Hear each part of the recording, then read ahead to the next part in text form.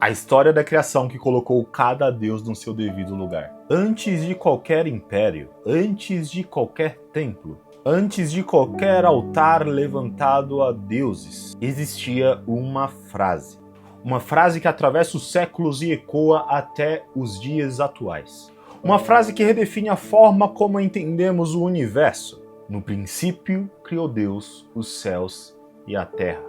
Para nós essa frase pode até parecer simples, mas para o mundo antigo ao qual ela foi escrita, ela era absurdamente extraordinária. Porque na cultura do Antigo Oriente Próximo, a criação do universo geralmente era relacionado com uma disputa, uma briga, resultado de conflitos entre forças divinas ou forças caóticas. Mas em Gênesis começa de um jeito bem diferente.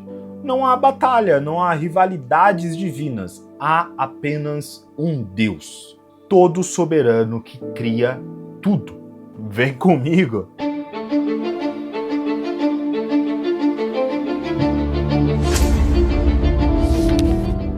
Fala galerinha do canal Denilson aqui trazendo mais um vídeo para vocês. A Bíblia começa de forma radical, antes de tudo existir já existia um Deus. Por exemplo, na antiga Mesopotâmia existia um texto chamado Enuma Elish.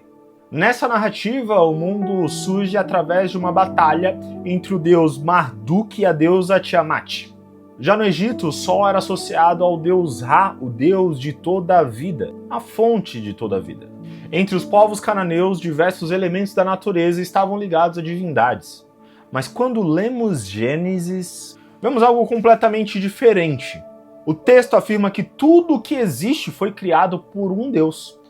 O sol, a lua, as estrelas, os mares, os montes, os animais, nada disso era divino.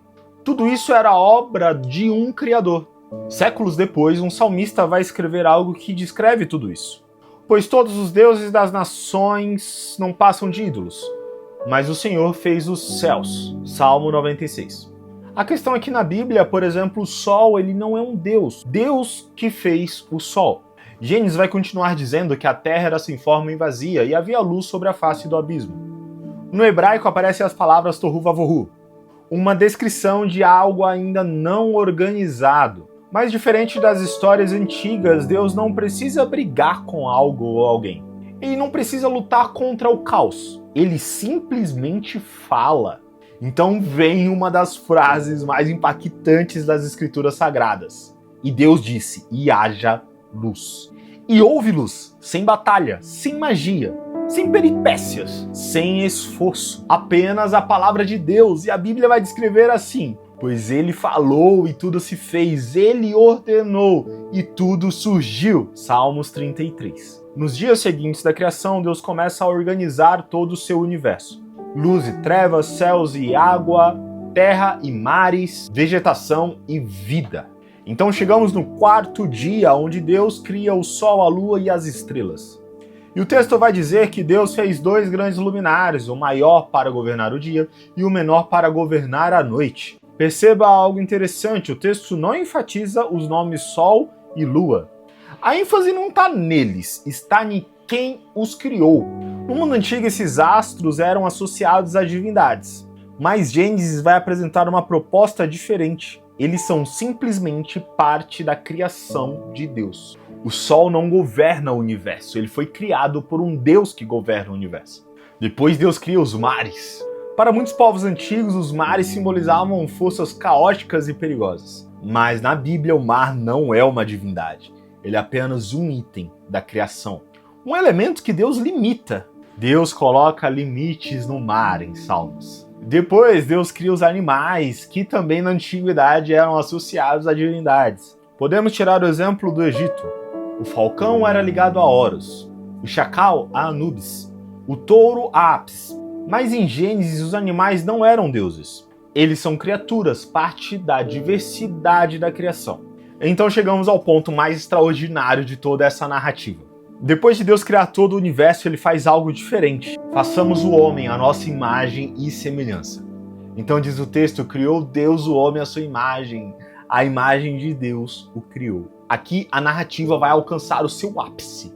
O ser humano, ele não é apenas mais uma criatura. Ele é gerado à imagem de Deus. Você não é um acidente no universo, você é a imagem de Deus. Em algumas narrativas antigas, histórias antigas, outras religiões, vai dizer que os seres humanos eles eram criados para serem servos de deuses, para aliviar o trabalho que eles tinham. Mas a Bíblia apresenta algo diferente. O ser humano recebe uma dignidade, propósito, responsabilidades. Ele é chamado para cuidar da criação, governar sobre ela, representando o próprio Deus. Então Gênesis conclui com uma declaração poderosa.